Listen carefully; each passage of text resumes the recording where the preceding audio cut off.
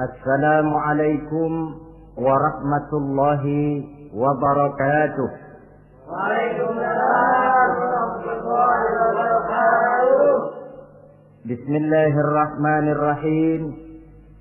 Alhamdulillahi rabbil alamin. Wassalatu wassalamu ala ashrafil anbiya'i wal mursalin. Sayyidina wa maulana وحبيبنا وشفيعنا محمد وعلى آله وأصحابه المجاهدين الطاهرين أما بعد. Saudara-saudara kaum muslimin rahimakumullah. Pada pertemuan kali ini kita akan membicarakan riwayat Nabi Allah Ibrahim alaihi salam. Beliau termasuk salah satu dari 5 orang rasul yang merupakan kelompok yang dikenal dengan ulul azmi, yaitu para rasul yang dinilai mempunyai kelebihan di dalam keutamaan, ketabahan, keuletan, dan sikap istiqomah di dalam berjuang. Jumlahnya ada 5, yaitu Nabi Nuh, Nabi Ibrahim, Nabi Musa, Nabi Isa, dan Nabi Muhammad alaihi wassalatu wassalam. Sebagaimana yang kita maklum bahwa Nabi Allah Ibrahim alaihi salam lahir pada masa pemerintahan Raja Namrud laknatullah alaih. Namrud adalah figur yang lebih merupakan kekuatan daripada keadilan, lebih merupakan kezaliman daripada kebijaksanaan. Ia seorang raja yang memerintah secara sewenang-wenang, lalu dengan segala macam cara berusaha mempertahankan kekuasaannya. Itu sebabnya di hari-hari menjelang kelahiran Nabi Allah Ibrahim alaihi salam, entah oleh karena rasa takut dan khawatir akan munculnya orang-orang yang dapat menumbangkan kekuasaannya, entah karena bisikan ahli nujum atau dukun-dukun yang memang banyak mengelilingi istananya, ia memutuskan untuk membunuh seluruh bayi yang dilahirkan dalam bentuk laki-laki. Ini dilatar belakangi oleh kekhawatiran akan muncul seseorang yang dapat menghancurkan kekuasaannya, sebagaimana Fir'aun laknatullah alaih. Itulah sebabnya di zaman sebelum Nabi Ibrahim dilahirkan, Raja Namrud membuat peraturan. Apabila seorang ibu melahirkan bayi laki-laki, bunuh bayi itu. Seluruh perempuan hamil berada di bawah pengawasan aparatur negara, dan laki-laki dianjurkan untuk jangan dekat-dekat dengan istrinya guna menghindari terjadinya proses kehamilan ini. Entah berapa ratus bahkan berapa ribu bayi laki-laki yang jadi korban tanpa dosa dari sebab kelaliman pemerintahan Raja Namrud laknatullah alaih ini. Kita teringat kepada satu hadis di mana Rasulullah sallallahu alaihi wasallam pernah bersabda, Ya'ti 'alan nasi zamanun ru'asa'uhum kal asad wa wuzara'uhum kal zi'ab wa qudatuhum kal kilab wa katsirun nasi yawma idzin kal aghnam. Pada satu saat, kata Nabi, akan datang di tengah masyarakat manusia di mana pada masa itu muncul pemimpin-pemimpin yang bertingkah laku seperti singa. Ru'asa'uhum kal asad. Pemimpin-pemimpin mereka bertingkah laku seperti singa. Saudara kenal singa? Saudara boleh periksa. Di mana ada hutan, singa selalu menjadi raja. Padahal hutan belum pernah bikin pemilihan umum. Tapi yang namanya singa tidak pernah peduli. Ada pemilihan atau tidak, raja hutan tetap singa. Kenapa? Karena singa menjadi raja di hutan bukan berdasarkan kebenaran, tapi karena kekuatan. Karena kuat, maka dia naik jadi raja. Soal benar atau tidak, soal lain. Maka sebagai akibatnya, setelah si singa ini naik menjadi raja hutan, dia bukan melindungi rakyatnya, malah makanin rakyatnya. Coba saudara lihat di hutan. Kambing rakyat hutan dimakan oleh singa. Ayam rakyat hutan dimakan oleh singa. Sapi rakyat hutan dimakan oleh singa. Inilah akibatnya karena singa naik berdasarkan kekuatan. Setelah naik bukan melindungi rakyatnya, malah makanin rakyatnya. Mental semacam inilah yang dimiliki oleh Raja Namrud laknatullah alaih. Cuma karena rasa ketakutan akan datang orang yang akan menumbangkan kekuasaannya, maka seluruh bayi laki-laki harus dibunuh tanpa dosa apapun. Itulah kata Nabi, akan datang di tengah masyarakat manusia muncul pemimpin-pemimpin yang mentalnya seperti singa. Lah kalau yang jadi pemimpin sudah seperti singa, wa wuzara'uhum kazzi'ab. Yang jadi wazir, yang jadi menteri kata Nabi, lagunya seperti serigala. Nyetel ini, tapi serigala. Apa serigala itu? Saudara tahu dalam dongeng anak-anak, serigala itu kan binatang yang paling licik. Untuk terang-terangan dia tidak berani karena tidak punya kekuatan seperti sang singa. Maka dia pakai ilmu kelicikannya. Serigala itu kalau ingin makan daging ayam, pakai bulu ayam. Kalau kepengen makan daging kambing, pakai bulu kambing. Pendeknya, serigala binatang yang menghalalkan segala macam cara asal tujuan tercapai.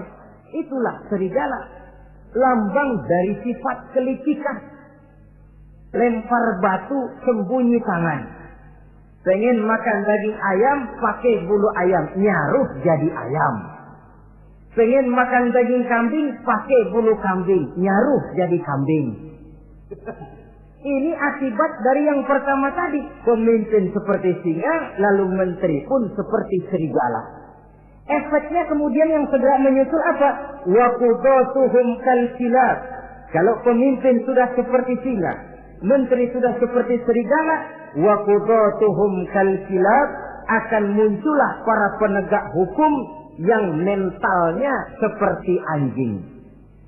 Inna lillahi wa inna ilaihi raji'un. Penegak hukum yang mentalnya seperti anjing itu. Anjing, saudara lihat, anjing akan setia kepada siapa saja yang memberinya daging. Kalau dia disuruh jaga rumah, dia tidak bisa membedakan mana yang maling, mana yang tamu. Biar yang datang tamu, kalau nggak bawa apa-apa, pasti digonggong. Biar yang datang maling, kalau bawa daging, anjing kalem. Pokoknya siapa yang berdaging, itulah majikan saya. Apa kata majikan saya, itulah yang saya laksanakan. Maka hilang kebenaran hukum, hancur norma-norma keadilan. Oleh karena apa? Oleh karena anjing dapat daging. Lalu dalam kondisi semacam itu, yang jadi rakyat bagaimana? Kata Nabi, wa katsirun nas yauma idzin kal aghnam. Adapun kebanyakan orang pada masa itu, lagunya sudah seperti kambing. Saudara, kambing itu binatang yang cuma menang groyokan dan tidak punya alternatif. Namanya kambing, digiring ke lapangan embe. Betul kan? Digiring ke kuali embe. Dikasih makan rumput embe. Sampai pun mau dipotong, masih embe juga. Tidak punya pilihan lain si kambing ini. Tidak punya alternatif lain. Kondisi semacam inilah yang terjadi di masa pemerintahan Raja Namrud laknatullah alaih. Oleh karena diiming-iming, dibisiki oleh dukun-dukunnya, oleh nujum-nujum yang mengelilingi istananya bahwa akan datang seorang anak laki yang kelak akan menumbangkan kekuasaannya, dia mengeluarkan peraturan. Ya peraturan singa. Mulai saat ini diumumkan kepada seluruh rakyat, siapa-siapa perempuan melahirkan bayi laki-laki, bunuh hidup-hidup. Seluruh orang bunting di bawah pengawasan Hansip negara. Dan mulai malam ini supaya semua kaum bapak jarang-jarang tidur sama istrinya. Namanya peraturan Namrud. Tapi apa yang memang Allah kehendaki untuk terjadi, pasti terjadi. Yaitu kelahiran Nabi Allah Ibrahim alaihi salam. Pada saat beliau terlahir ke alam ini, oleh ayahnya yang bernama Azar, disembunyikan di dalam sebuah gua. Di sini bertemu antara nurani seorang bapak dan ketaatan kepada raja. Dia ingin taat kepada raja, dia mesti membunuh anaknya. Tapi sebagai bapak dia sayang kepada anaknya, dia harus selamatkan. Dicarinya jalan tengah, maka Ibrahim disembunyikan di dalam sebuah gua dengan satu perhitungan tentunya. Lu mati ya nggak apa-apa, lu hidup ya syukur. Tapi ini pertimbangan dia akan bikin susah dia di masa yang akan datang. Coba anak dalam kondisi apa adanya ditaruh di dalam gua, menurut perhitungan logika mati ini. Namun apa yang terjadi?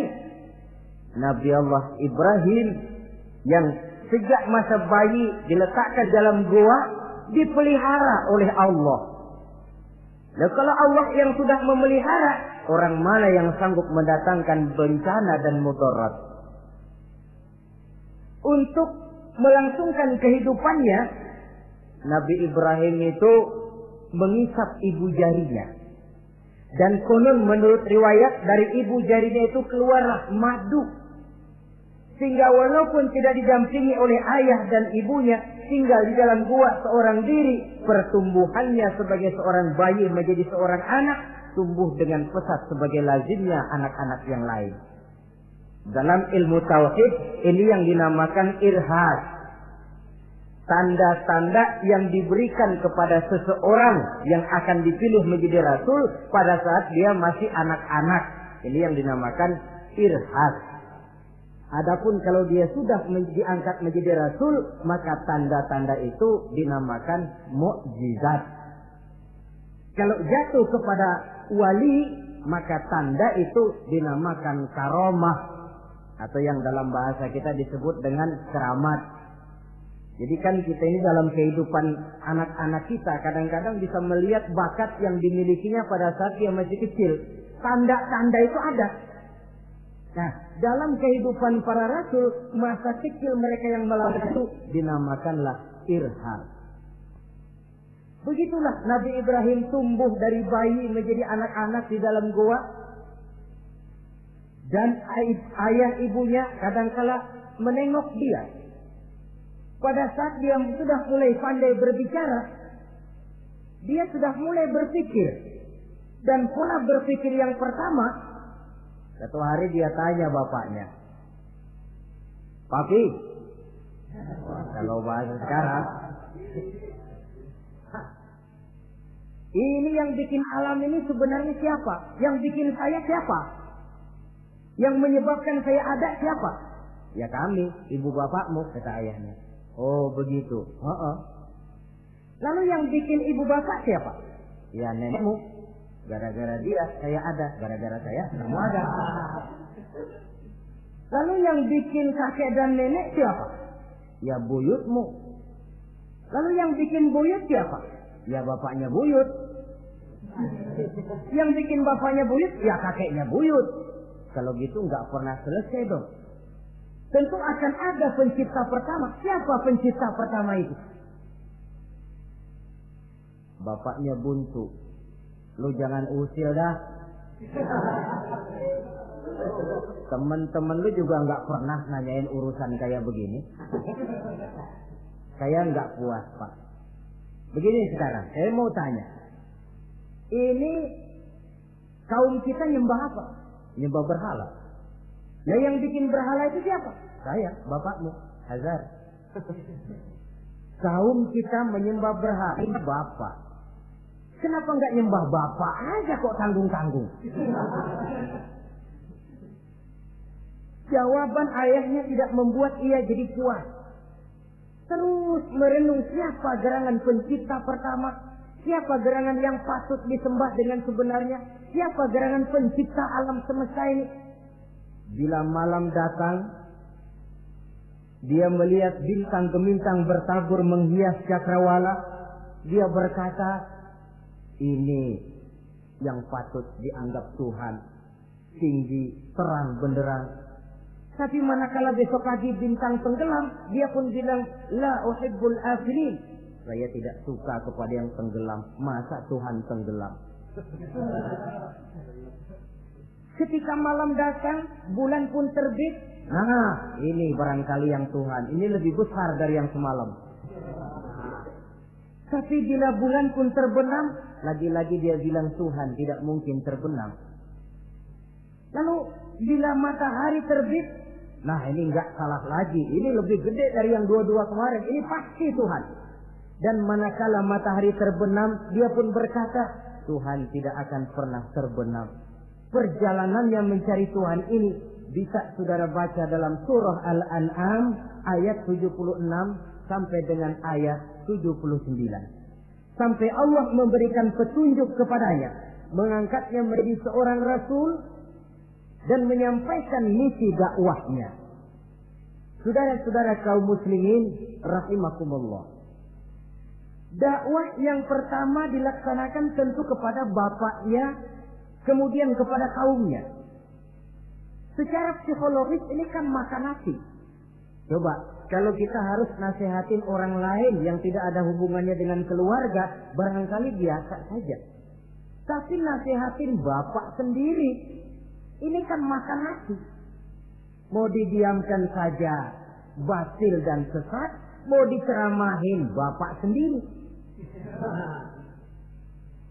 Tapi bapak tinggal bapak. Kewajiban melaksanakan dakwah jalan terus. Ini berarti bahwa tugas amar ma'ruf dan nahi munkar memang tidak mengenal posisi. Begitulah saudara-saudara, sampai kepada satu hari Nabi Ibrahim melaksanakan dialog dengan kaumnya. Saudara-saudara, hadhihi tamathil allati antum laha akifun. Surah Al-Anbiya ayat 51. Saudara-saudara, berhala-berhala ini yang bapak saya yang buat, inikah yang selama ini tuan-tuan sembah?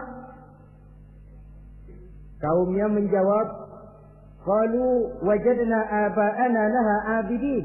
Iya, sebab nenek moyang kami, nenek moyang kita juga dulu nyembah itu. Bagaimana nenek moyang kita, begitulah kita. Jawab Nabi Ibrahim, laqad kuntum wa aba'ukum fi dhalalin mubin. Sebenarnya kamu dan nenek moyangmu sama, borongan satu gerbong sesat. Kok kamu ngikutin nenek moyang kamu? Mereka enggak berpikir, kamu enggak ikut berpikir. Mereka sesat, kamu ikut sesat. Kamu sudah hidup di satu zaman yang maju sekarang ini. Kenapa mau kembali ke zaman nenek moyang dulu?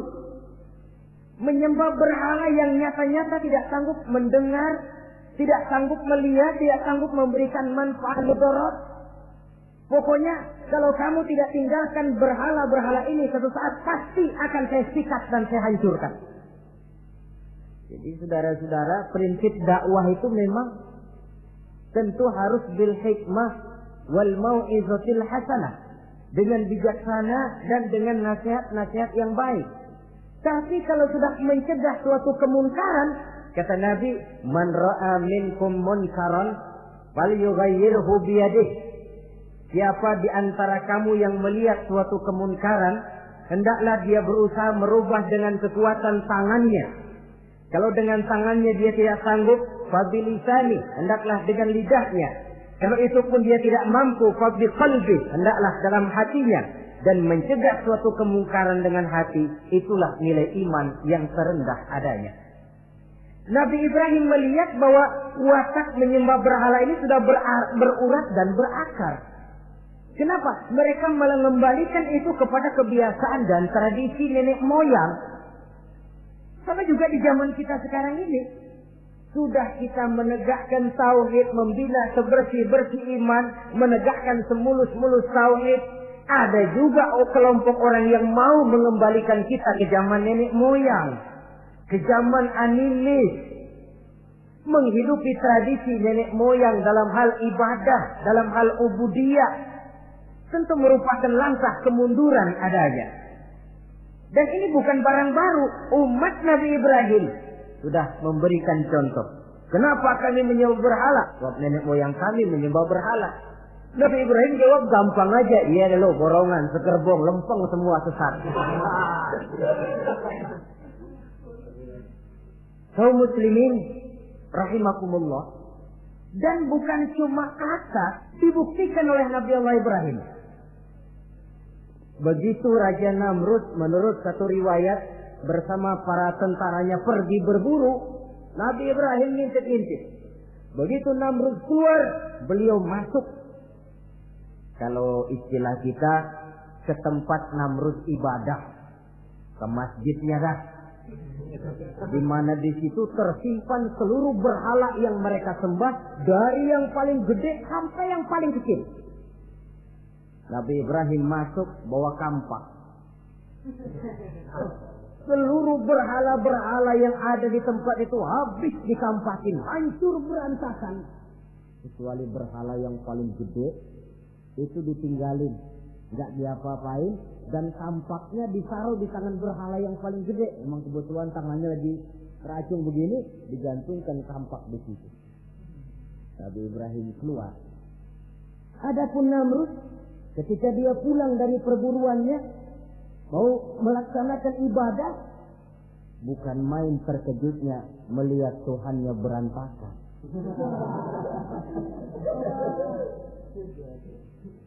Waduh, ini celaka kerjaan siapa ini? Dikumpulkan para intel negara, staf-staf khusus. Ini ada supersip masuk kemarin, mengganggu stabilitas peribadatan kita. Ini mesti dicari siapa biang keroknya ini. Cari sampai ketemu siapa yang menghancurkan Tuhan-Tuhan kita ini. Intel pun disebar. Ada yang ke kota, ada yang ke desa, ada yang pokoknya ke seluruh penjuru. Sampai ada yang desas-desuskan. Tuan Raja, gimana? Saya dengar selentingan berita. Berita apa? Pada waktu Tuan Raja pergi berburu, seorang anak muda bernama Ibrahim masuk ke tempat ibadah kita. Barangkali dia yang menghancurkan patung-patung kita. Kalau begitu cari, tangkap Ibrahim, tangkap. Panggil kepala intel. Dipanggil. Kamu cari orang namanya Ibrahim, tangkap. Kok ditangkap? Tangkap. Sebab menurut berita dia yang menghancurkan berhala-berhala kita. Ya tapi kan belum ada buktinya, Pak. Soal bukti gampang, belakangan, yang penting tangkap aja dulu.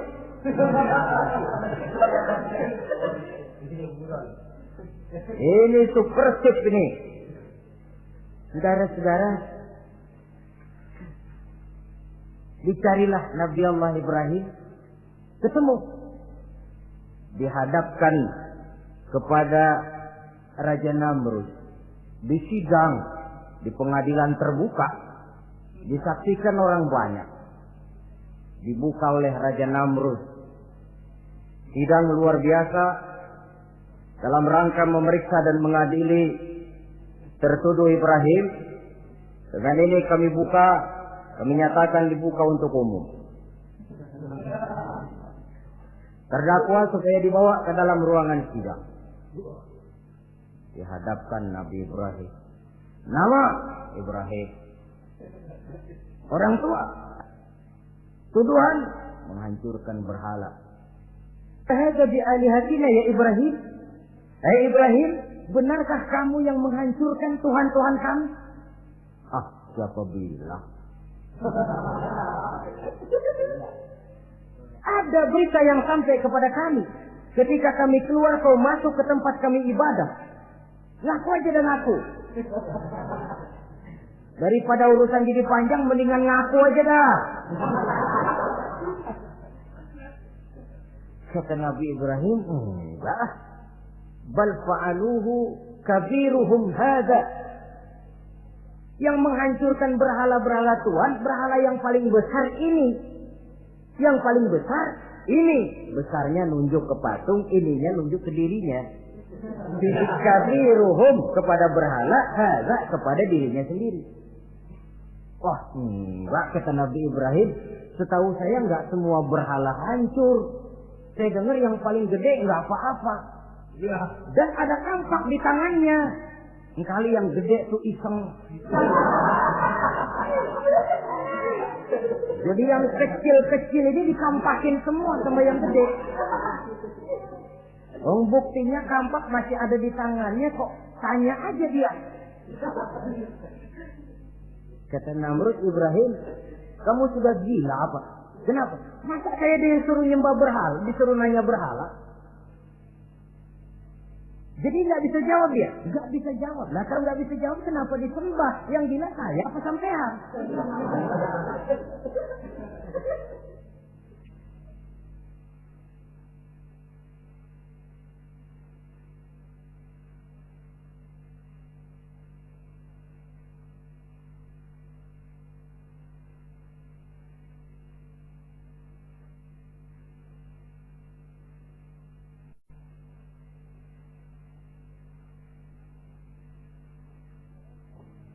Merasa tidak sanggup menghadapi argumentasi yang diajukan oleh Nabi Allah Ibrahim, Namrud salap. Dalam kesalapannya itulah ia menjatuhkan vonis bahwa Nabi Allah Ibrahim dihukum bakar hidup-hidup.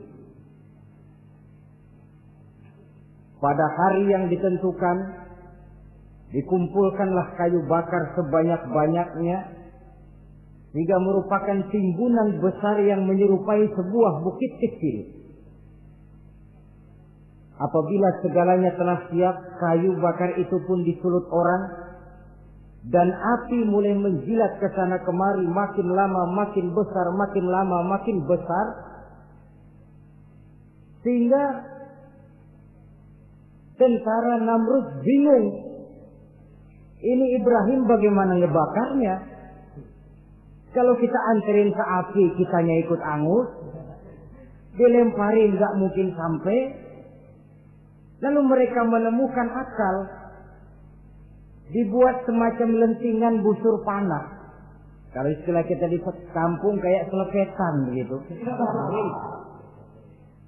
Sehingga Nabi Ibrahim dilemparkan dan tepat jatuh di tengah kobaran api yang menggunung. Namrud tentu saja memandang dengan perasaan puas. Segenap konco-konco dan antek-anteknya melihat dengan hati yang lega. Dan semuanya merasa hancur sudah biang kerok yang selama ini menjadi racun dan duri dalam kehidupan kita. Tapi rupanya yang mereka mau lain dengan yang Allah mau.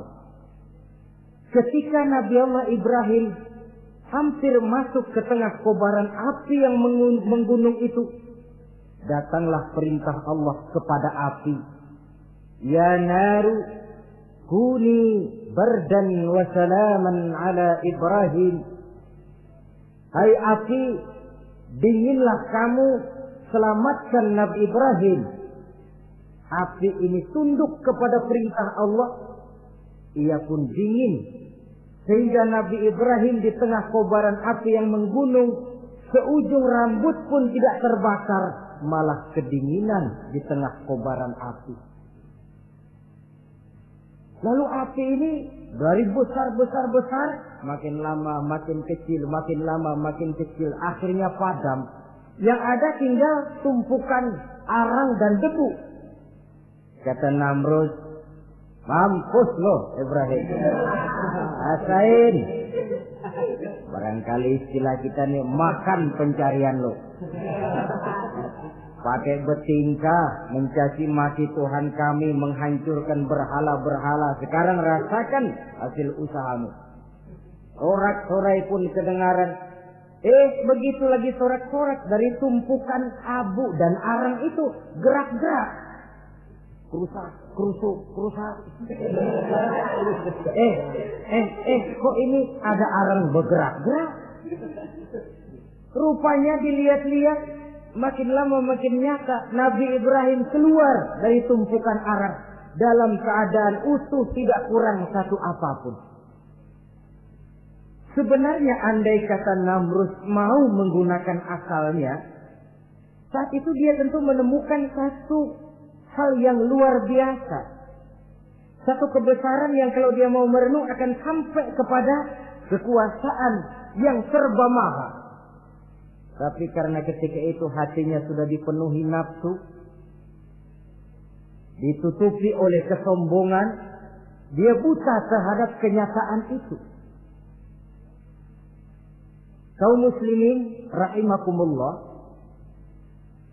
akhirnya Nabi Allah Ibrahim ini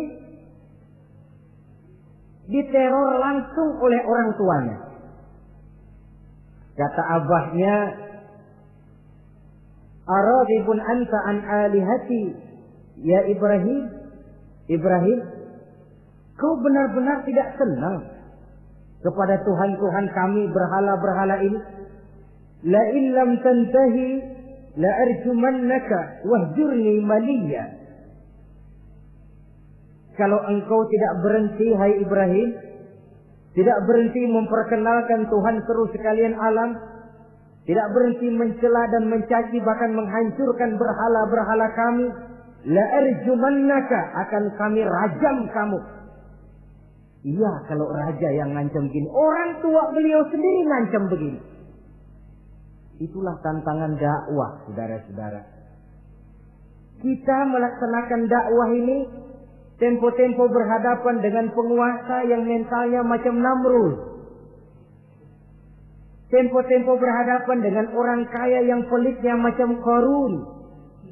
Tempo-tempo berhadapan dengan orang tua yang mentalnya macam Azar. Orang tua yang kaku, yang tidak mau terbuka terhadap kenyataan. Istilah di kampung kita, orang tua yang laceng. Tahu laceng? Udah salah kenceng. Sulit benar menerima pembaruan yang membawa umat kepada masalah-masalah yang memang nyata lebih baik dia.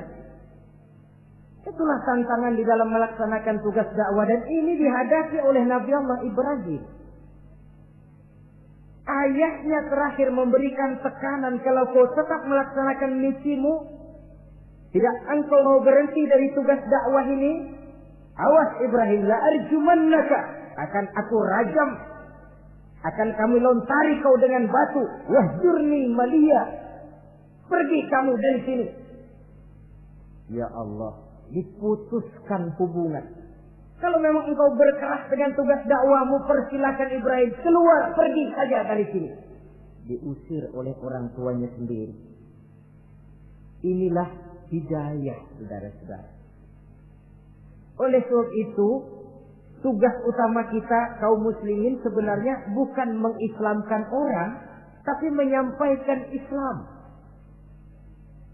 Tugas kita ialah menyampaikan Islam, bukan mengislamkan orang. Sebab orang mau Islam atau tidak, itu urusan hidayah dari Allah. Jangankan kita, Nabi Ibrahim tidak sanggup mentauhidkan ayahnya Azar. Nabi Nuh tidak bisa mengislamkan putranya Kan'an. Bahkan Nabi kita Muhammad sallallahu alaihi wasallam pun tidak bisa memberikan hidayah kepada Abu Jahal dan Abu Lahab. paman Nabi, orang tua Nabi, anak Nabi, istri Nabi sekalipun, hidayah tidak diberikan kepada mereka, mereka tidak terpanggil mengikuti kebenaran.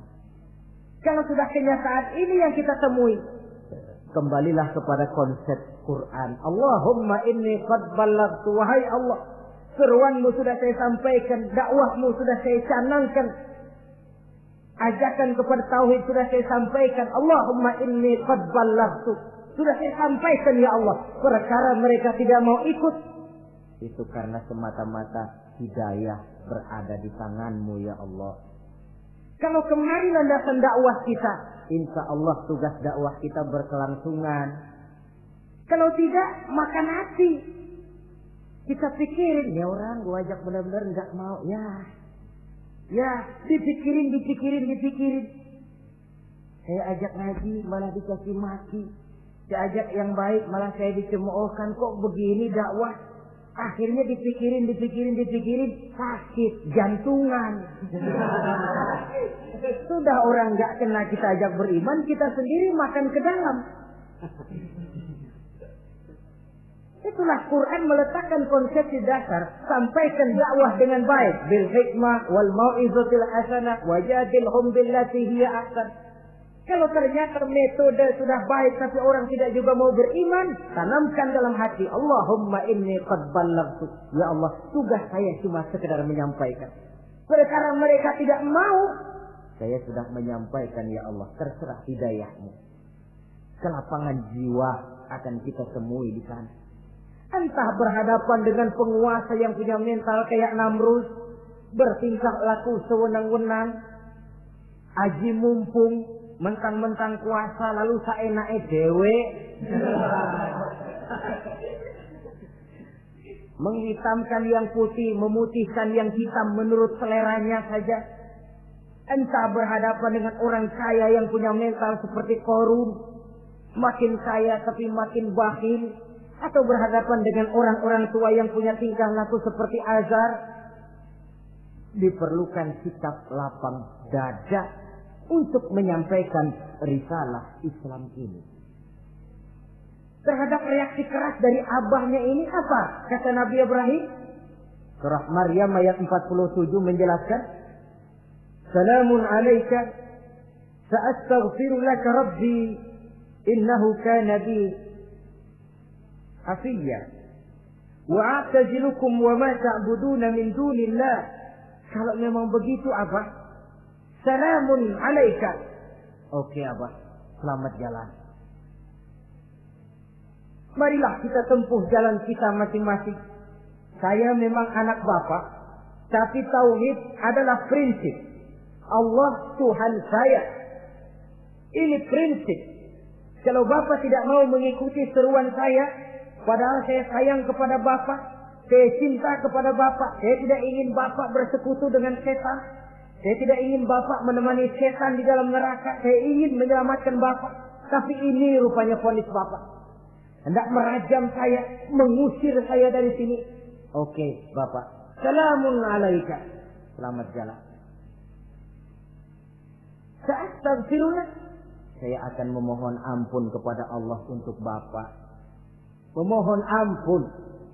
Jadi walaupun dalam Islam kita berbeda akidah dengan orang tua, tetapi kewajiban untuk berbakti tidak menjadi putus karenanya.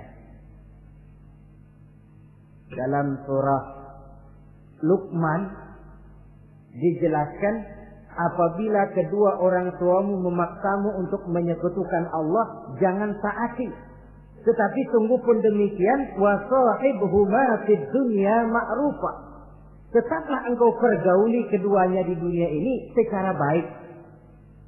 Toleransi yang besar ditunjukkan oleh Islam. Dan lebih besar lagi dilaksanakan oleh Nabi Allah Ibrahim. Sungguh pun Bapak sudah mengusir saya, menolak mentah-mentah ajaran tauhid, tetap juga menyembah berhala, tetap juga bersekutu dengan setan. Saya akan memohonkan ampun kepada Allah untuk Bapak. Wa atazilukum. Saya akan menjauhkan diri dari apa yang Bapak sembah, dari apa yang kaum kita sembah selain daripada Allah. Bapak menyembah berhala, kaum kita ini menyembah berhala. Wa a'tazilukum. Saya akan menyingkir dari semua itu. Selamat jalan awak. Istilah kita goodbye my dear. Ini jalan yang membedakan saya dengan abah. Jalan tauhid dan jalan syirik. Di sini kita harus berpisah. Walaupun dengan berat hati kita berpisah. Jadi keluarga dan akidah punya garis yang jelas. Umumnya, ya walaupun baik tapi memang harus ditingkatkan. Umumnya kita ini kan mayoritas merasa sebagai muslim karena keturunan. Kenapa kamu Islam? Bapak saya Islam, nenek saya Islam, saya Islam. Baiklah, itu pun baik. Pada mulanya memang harus begitu. Tapi lambat laun kita tentu harus merasakan bahwa keberadaan kita dalam Islam tidak cukup cuma karena faktor keturunan. Dengan kata lain kita harus memperbaiki kualitas keislaman kita. Inilah proyek utama kita sekarang, mengislamkan orang Islam. Saudara-saudara kaum muslimin rahimakumullah. Maka Nabi Ibrahim pun meninggalkan orang tuanya, meninggalkan kaumnya, uzlah, hijrah ke tempat Baitul Maqdis, daerah di Palestina sekarang ini. Sejarah kehidupan Rasul umumnya memiliki kemiripan. Rata-rata ditentang oleh kaumnya sendiri dan sebagian besar lalu hijrah. Itu barangkali memang resiko dari satu perjuangan. Nah, begitu tantangan yang dihadapinya dalam melaksanakan dakwah. Lalu cobaan-cobaan yang diberikan Allah kepada Nabi Ibrahim pun luar biasa. Pantas kalau beliau itu masuk ulul azmi dan mendapat titel Khalilullah. Nabi Ibrahim titelnya Khalilullah. Orang yang mencintai dan dicintai Allah. Khalilullah. Ini terbukti dari cobaan-cobaan yang dihadapinya. Pertama, dari perkawinannya dengan Siti Hajar, dengan Siti Sarah maksud saya, beliau tidak dikaruniai seorang anak pun. Umur sudah lanjut. Padahal anak kita tahu pelanjut sejarah, penyambung cerita, si buah hati belahan jantung. Sampai pada satu hari Hajar musyawarah. Kalau bahasa kita, Bang, bagaimana Hajar? Lama juga kita sudah berumah tangga kan Bang? Lalu, dan kita sejauh ini belum dikaruniai seorang anakku. Ya sabarlah. Pada waktunya tentu akan ada juga. Tapi kapan lagi Bang? Usia kita sudah cukup lanjut. Maksud kamu bagaimana Hajar? Begini sajalah Bang. Bagaimana kalau abang kawin saja lagi? Ya Allah, punya istri macam begini. Menyuruh lakinya kawin lagi. Tapi dasar Nabi Allah Ibrahim. Enggak mau saya kan cinta sama Hajar. Iya, soal cinta saya tahu. Dan saya tidak meragukan cinta abang kepada saya. Cuma masalahnya saya nggak bisa memberikan keturunan Bang. Bukan nggak bisa, belum. Sudahlah kawin saja lagi Bang. Nggak mau nggak mau. Istrinya nyuruh kawin, lakinya ogah-ogahan. Sekarang kan enggak, istrinya larang kawin, suaminya malah ngirintil.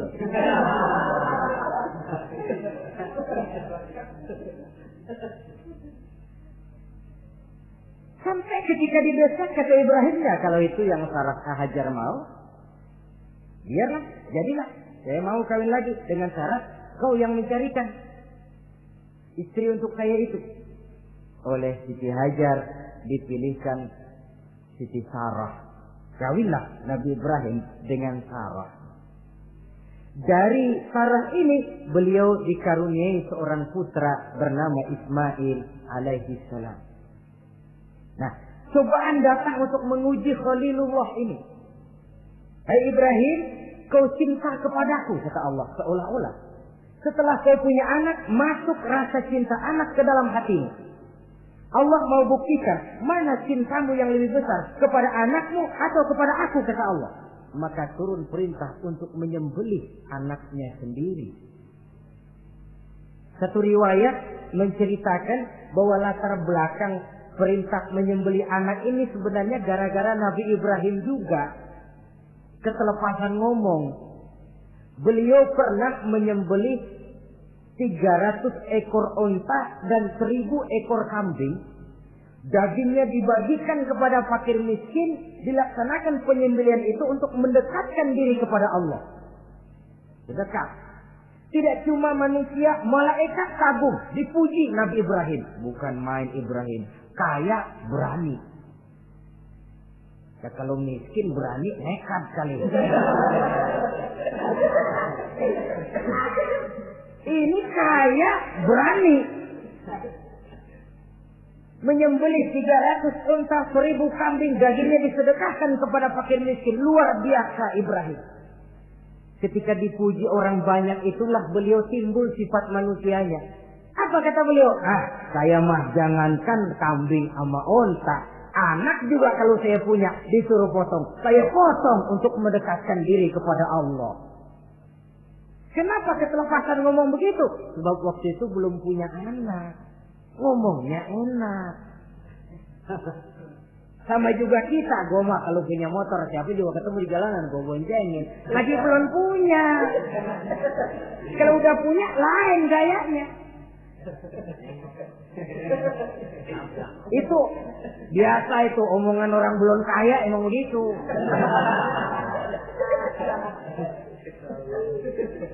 Saudara-saudara, sehingga omongan yang beliau sudah lupa bertahun-tahun bahkan puluhan tahun ini.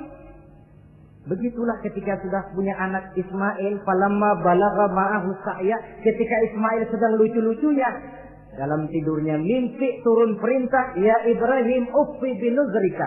Hai Ibrahim, bayar nazarmu. Nazar? Iya.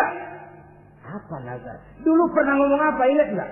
Jangankan cuma kambing, unta, anak pun kalau punya disuruh potong, saya potong. Jadi anggap nazar. Bayar nazarmu, potong anakmu. Dipikirin siangnya, semalam itu benar-benar perintah Allah apa cuma ngimpi? Kalau ngimpi kok jelas amat. Kalau perintah Allah kok kelewatan amat. Pakai anak disuruh potong, emang gak ada yang lain apa? 3 malam berturut-turut mimpi sampai beliau yakin ini memang benar perintah Allah. Dan dilaksanakan dengan berat hati. Pagi-paginya bilang kepada Siti Sarah, Sarah, Ismail mandikan, berikan pakaian yang baik, saya mau bawa pergi dia. Kemana bang? Pokoknya mau saya bawa. Berangkatlah anak beranak ini menuju salah satu bukit di daerah Mina. Ketika duanya sudah mau berangkat, iblis sibuk bukan main. Ini cobaan loh. Orang kalau mau ibadah, iblis paling gatal. Segala macam cara mereka lakukan agar orang jangan ibadah. Ini Ibrahim mau membuktikan cintanya kepada Allah. Ya Allah, lihatlah. Walaupun saya sudah punya anak, cinta saya kepadamu lebih besar ya Allah. Walaupun perintah ini menyembelih leher anak sendiri, saya potong karena melaksanakan perintahmu. Iblis ribut. Mula-mula dia bisikin Nabi Ibrahim. Hei Ibrahim, kau lihat anakmu di belakang itu. Kecil, lucu-lucunya. Masa anak begitu mau dipotong? Tega kamu Ibrahim. Ini perintah Allah. Gak ada urusan sama ente. Iya. Kata iblis, waduh mantap juga nih. Kalau suaminya gagal, istrinya kali. Biasanya perempuan perasaannya lebih tinggi daripada pikirannya. Ini Siti Saroh barangkali, kalau Siti Hajar barangkali, kalau saya perdayai bisa terpedaya. Hajar, ya. Kamu tahu anakmu Ismail mau dibawa kemana? Saya tidak tahu. Mau dipotong oleh suamimu Ibrahim. Mau dipotong. Dipotong. Kok bisa begitu? Iya, katanya ini perintah Allah. Iblis, Kalau memang ini perintah Allah, jangankan cuma anak saya Ismail, saya juga ibunya mau ikut dipotong. Wah, kata iblis nih gilaan lagi dari laki. Saya kira karena perempuan bisa barangkali dilemahkan semangatnya, saya tidak. Ismail nih masih kecil kali ini, gampang dikelecehin. Ismail, kau mau dipotong oleh ayahmu? Dipotong. Kok bisa begitu? Katanya perintah Allah. Kalau memang ini perintah Allah, saya siap. Iblis mau ngomong lagi, Nabi Ibrahim Ismail ngambil batu disambitin iblis. Izhab ya la'in, pergi, laknat, terkutuk kamu. Nyambitinnya itu sampai sekarang jadi ikutan dalam salah satu pelaksanaan ibadah haji yang disebut zumrah, melontar. Itu simbol permusuhan abadi antara manusia dengan iblis. Jadi kalau ada orang mau berbuat baik, iblis itu datang dari 3 penjuru. Dari bapak, dari anak, dari istri. Kadang-kadang bapaknya nggak kena, istrinya dibujukin. Laki lu no sok loyar menyumbang masjid. Jangan kasih duit, simpan aja baik-baik. Istri nggak kena, anak. Segala macam cara iblis berusaha. Baru sampai di bukit yang dituju, Nabi Ibrahim buka kartu. Ismail, abah diperintah Allah menyembelih lehermu. Bagaimana? Kerjakan apa jangan? Kalau memang itu perintah Allah, kerjakan apa? Insya Allah abah akan menemukan saya termasuk orang sabar. Ini jawaban anak soleh. Coba kalau jawaban anak pintar nggak soleh, bukan begitu. Ismail, saya disuruh motong lehermu, bagaimana? Kenapa saya pak? Bapak aja yang tuaan potong.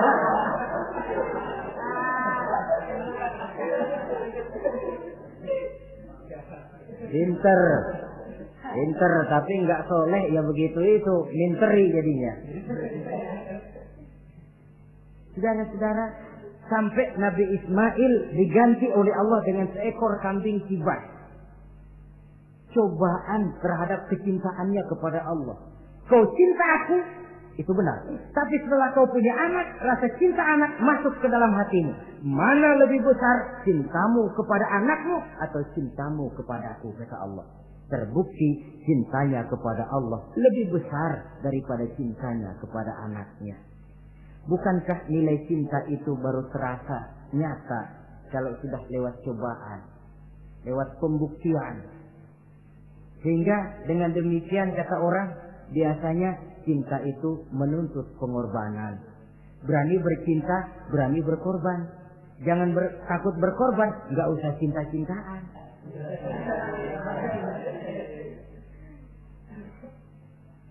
Saudara-saudara, sebab kalau orang sudah berbuat untuk sesuatu yang dicintainya, sangat boleh jadi si lemah akan jadi kuat, yang jauh jadi terasa dekat, yang takut jadi berani. Kalau orang sudah melakukan sesuatu untuk yang dicintainya.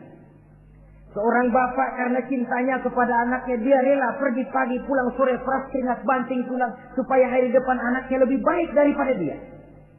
Seorang suami yang cinta kepada istrinya, tidak soal dia kepanasan dan kehujanan,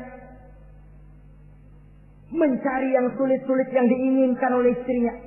Contoh paling dekat saja, kalau istrinya sedang mengidam, dia tengah malam buta minta mangga dan gak musim mangga, rusak-rusak suaminya cari mangga. Cinta memang membuat yang jauh jadi terasa dekat. Lalu cobaan lain ketika turun perintah melaksanakan khitan. Umur beliau menurut riwayat Abi Daud sudah umur 80 tahun. Di zaman belum ada pisau cukur, silet, gunting, kulit sudah alot. Tapi ini perintah Allah, laksanakan, resiko belakangan. Nabi Ibrahim pandai memilah mana kepentingan pribadi, mana perintah Allah. Nah, perkara beliau nanti pindah ke Mekah, membangun Ka'bah sampai kepada hari tuanya, ini berkaitan dengan Nabi Allah Ismail, dan akan kita bicarakan pada pertemuan di mana kita nantinya akan membicarakan riwayat Nabi Ismail alaihi salam. Untuk riwayat Nabi Ibrahim, walaupun serba singkat, hingga ini sajalah dahulu, dan mudah-mudahan menjadi tamsil, ibarat dan contoh yang bisa kita jadikan pegangan di dalam kehidupan kita sehari-hari. Terima kasih banyak atas segala perhatian. Mohon maaf atas segala kekurangan. Usikum wa nafsi bitaqwallah. Wassalamualaikum warahmatullahi wabarakatuh.